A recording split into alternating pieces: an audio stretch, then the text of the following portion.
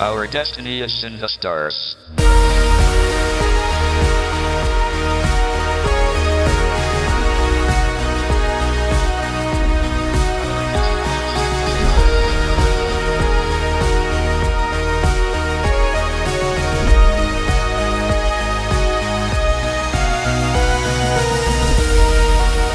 So remember to look up at the stars and not down at your feet. Try to make sense of what you see, and wonder about what makes the universe exist.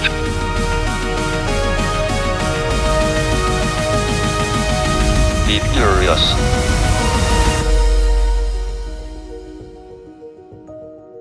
Imagine a person whose mind could travel through black holes and explore the mysteries of the universe, while his body was confined to a wheelchair. A person who, despite being unable to speak with his own voice, made the whole world listen. This is the story of Stephen Hawking, a genius trapped in his own body, but who liberated his mind to conquer the cosmos. But what if this genius foresaw something terrible? What if his brilliant mind revealed not only the secrets of black holes, but also the dark future of humanity? Humanity has been doomed for a long time, Hawking said. But what was behind these words? What catastrophe did the great physicist warn about? And why did he believe that our salvation lies among the stars? On January 8, 1942, exactly 300 years after the death of Galileo, a boy was born in Oxford who was destined to become one of the greatest minds of our time. But who could have imagined that this child, born in the midst of World War II, would not only survive it, but would also live half a century longer than doctors predicted, and that his warnings about the fate of humanity would make millions think. Remember to look up at the stars and not down at your feet. Try to make sense of what you see and wonder about what makes the universe exist. Be curious. These words of Hawking became not just advice, but a reflection of his own life. But what was hidden behind this call? Why did he insist on space exploration? We will tell you the story of a man who challenged not only the laws of physics, but also the laws of human capabilities. From a schoolboy who was considered lazy, to a scientist whose theories revolutionized our understanding of the cosmos. From a young researcher who received a fatal diagnosis, to a visionary who warned about the coming threats to humanity. Get ready for a journey through black holes, quantum paradoxes, and perhaps the unraveling of the mystery of our future.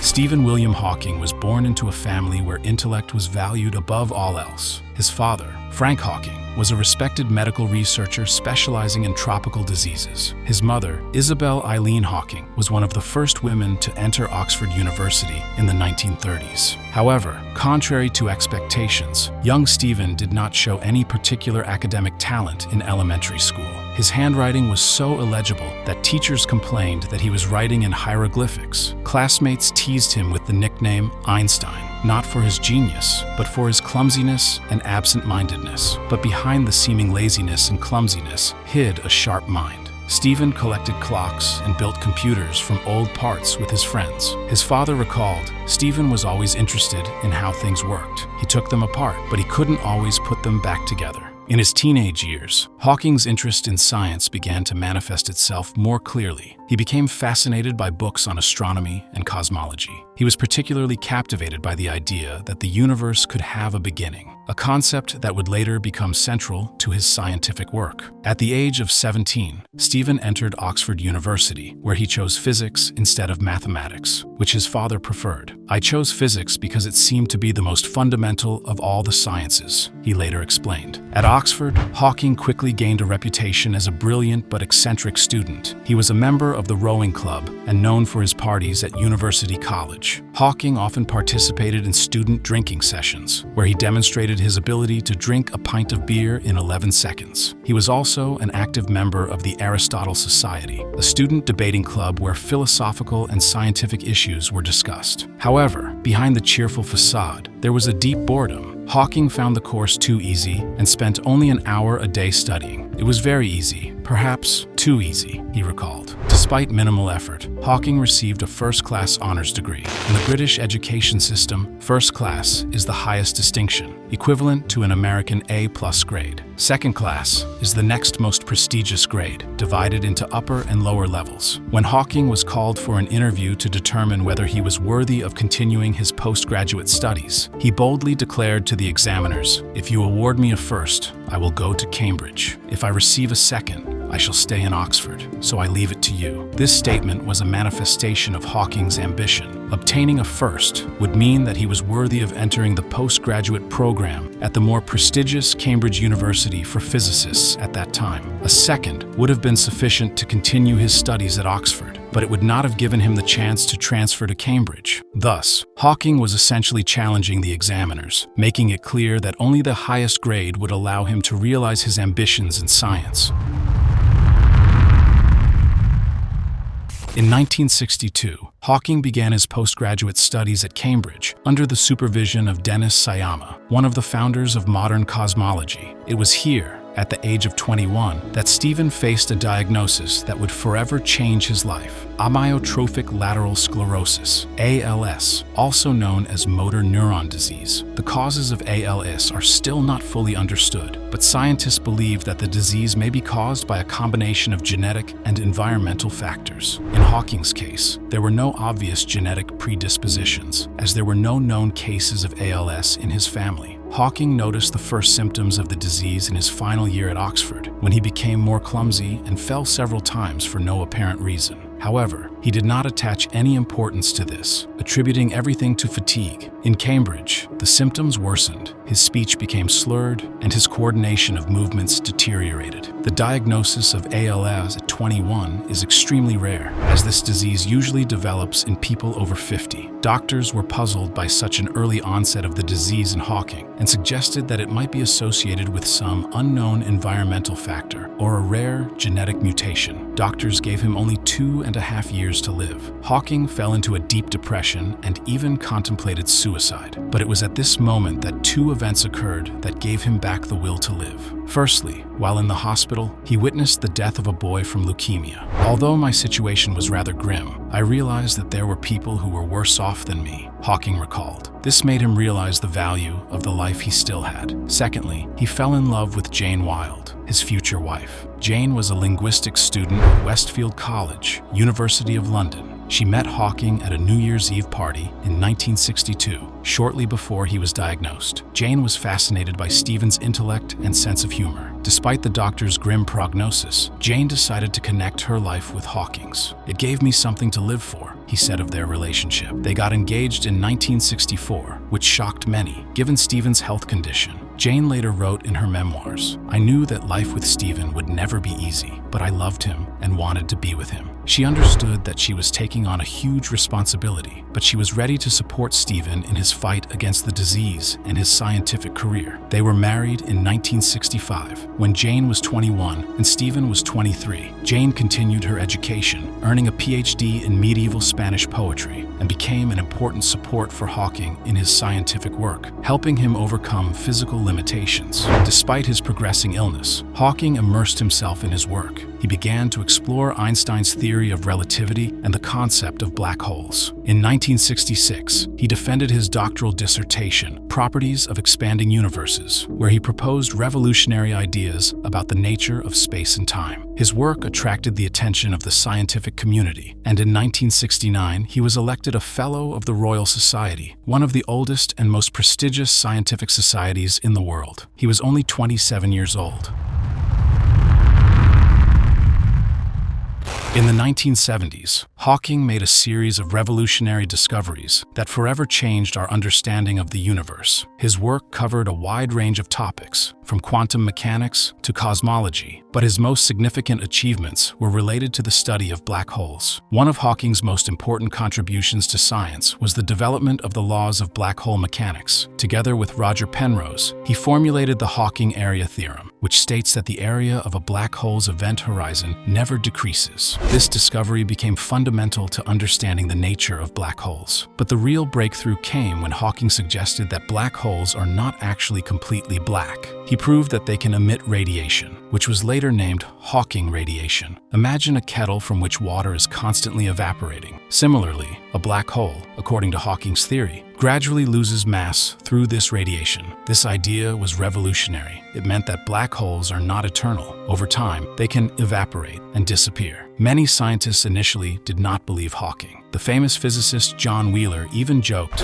"I love your idea, Stephen, but I don't believe a word of it." But years later, Wheeler admitted that Hawking was right. Hawking also made a significant contribution to the theory of the origin of the universe. In 1982, he proposed the theory of cosmic inflation, which explains the rapid expansion of the universe in the early moments after the Big Bang. This theory helped solve a number of problems in the standard model of cosmology and became an important step in understanding the early history of our universe. Another revolutionary idea of Hawking's was the assertion that there was no time before the Big Bang. He suggested that the very concept of time arose along with the Big Bang, which calls into question the concept of the beginning of the universe in our usual understanding. Hawking also predicted the existence of mini black holes that could have formed in the early universe. According to his theory, these microscopic black holes should have evaporated with a powerful explosion, releasing a huge amount of energy. Although these objects have not yet been discovered, the search for their traces continues and could lead to new discoveries in high-energy physics. In 1988, Hawking wrote the book A Brief History of Time, where he tried to explain these complex ideas in simple language. The book became a bestseller, selling over 10 million copies and being translated into 40 languages. It made Hawking a true star of science, but popularity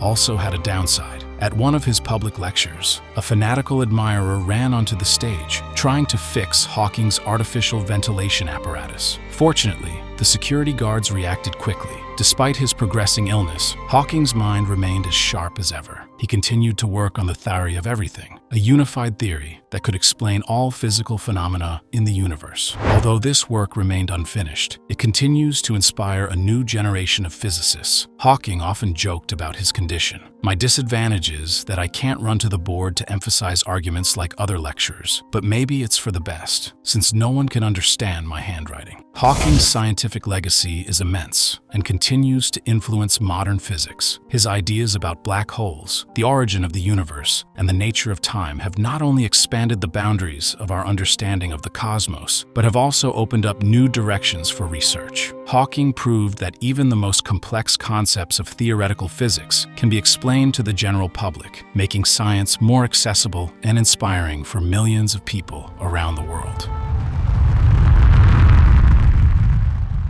Despite his scientific achievements, Hawking's personal life was full of trials. His first marriage to Jane Wilde, which lasted 30 years, ended in 1995. Jane later wrote a book about their life, where she frankly spoke about the difficulties of being married to a genius confined to a wheelchair. In 1985, Hawking underwent a tracheostomy after a severe bout of pneumonia. This operation deprived him of the ability to speak. However, thanks to a special computer developed for him, he was able to continue to communicate and work. Hawking controlled the device with cheek movements, selecting words on the screen. In 1995, Hawking married for the second time to his nurse Elaine Mason. This marriage caused much controversy, especially among his children. In 2003, Hawking's daughter Lucy expressed concern about a number of injuries her father had sustained, including a broken wrist, cuts on his face and lip, and on one occasion he was left out in the sun in the garden, suffering severe burns. Police launched an investigation into suspected abuse, but Hawking denied the allegations and the case was closed due to lack of evidence. Hawking's son Tim also expressed concerns about Elaine's treatment of his father. In a 2014 interview, he said, "I believed my father was at risk."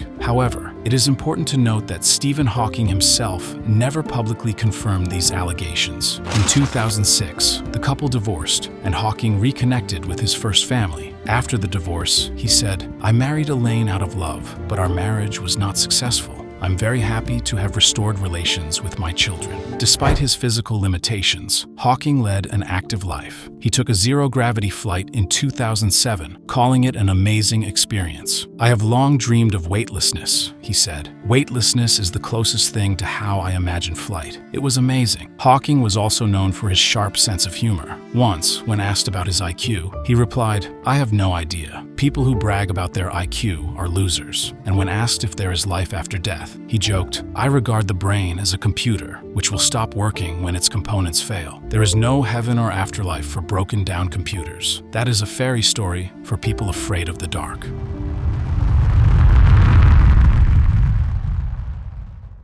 Stephen Hawking died on March 14, 2018 at the age of 76, having lived 55 years longer than doctors predicted. His ashes were interred in Westminster Abbey between the graves of Isaac Newton and Charles Darwin, a recognition of his contribution to science on par with the greatest minds in history. Hawking's scientific legacy is enormous. His work on black holes and the origin of the universe changed our understanding of the cosmos. He also made science accessible to millions of people through his books and public appearances. But Hawking's influence goes far beyond science. He became a symbol of the power of the human spirit, proving that physical limitations cannot hold back the power of the mind. As Hawking himself said, "However bad life may seem, there is always something you can do and succeed at." Hawking was also an active public figure. He advocated for nuclear disarmament, fought climate change, and warned about the dangers of artificial intelligence. Success in creating AI could be the biggest event in the history of our civilization, but it could also be the last, unless we learn how to avoid the risks, he said. In the last years of his life, Hawking worked on the theory of everything, a unified theory that could explain all physical phenomena in the universe. Although this work remained unfinished, it continues to inspire a new generation of physicists. One of the most controversial aspects of Hawking's legacy was his position on the issue of God and religion. As an atheist, he often spoke out on this topic, causing heated debates. God may exist, but science can explain the universe without the need for a divine creator, he argued.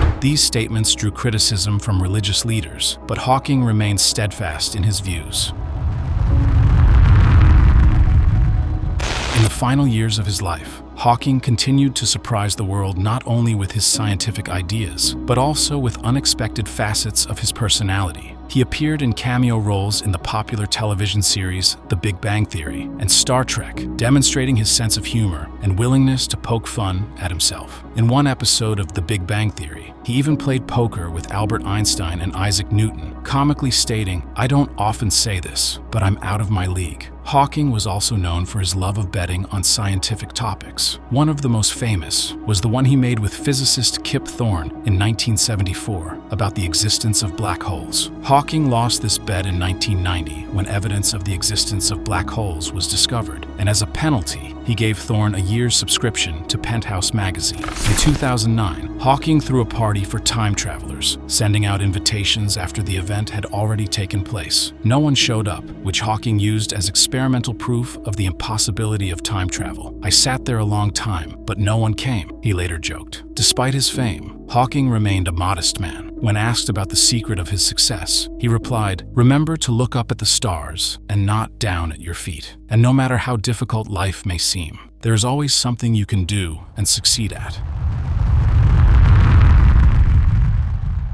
The story of Stephen Hawking is not just a biography of an outstanding scientist. It is a story about a man who challenged all limitations, physical, intellectual, and even existential. From a schoolboy considered incapable to a scientist who explained the mysteries of the universe to millions. From a young man who received a fatal diagnosis to a symbol of indomitable will and intellectual power, Hawking proved that the limits of human capabilities exist only in our imagination. His life is a reminder that even in the most difficult circumstances, one can find meaning and purpose, and humor and curiosity can be powerful weapons against adversity. "Remember that you are stardust," Hawking said. And indeed, his life was like a supernova, bright, unique, and leaving an indelible mark on the history of mankind. Stephen Hawking passed away, leaving us not only revolutionary scientific theories, but also an inspiring example of how to live life to the fullest despite everything. His legacy continues to inspire scientists, philosophers, and ordinary people around the world, reminding us of the limitless possibilities of the human mind and spirit. In a world where cynicism and pessimism often prevail, Hawking's story remains a beacon of hope and a reminder that our curiosity and pursuit of knowledge can overcome any obstacles. As Hawking himself said, "The most important thing is to never stop questioning." Perhaps Hawking's greatest achievement was not his scientific legacy, but how he changed our perception of human potential. He showed that physical limitations are not a sentence, but a challenge that can be accepted and overcome by the power of intellect and will. In a world where we often complain about minor inconveniences, Hawking's life serves as a powerful reminder that true limitations exist only in our minds. His story teaches us to look at the stars even when we cannot lift our heads, and to dream of infinity even while trapped in our own bodies. Stephen Hawking proved that one person can change our understanding of the universe, and perhaps his main message is that each of us, regardless of circumstances, can make our unique contribution to this endless, cosmic story. And now, dear viewers, we would like to hear your opinion. How has Stephen Hawking's story affected you? Has it changed your perception of human capabilities? Perhaps it has inspired you to overcome your own difficulties. Which part of Hawking's life impressed you the most? His scientific achievements, his fight against illness, or perhaps his sense of humor in the face of adversity? Share your thoughts in the comments below. Your opinion may inspire others and spark an interesting discussion. If you enjoyed this video, don't forget to like it and subscribe to our channel. Click the bell so you don't miss new releases about outstanding personalities who have changed the world. Remember, as Hawking himself said, the most important thing is to never stop asking questions. So let's continue to explore, learn, and be inspired together. See you soon.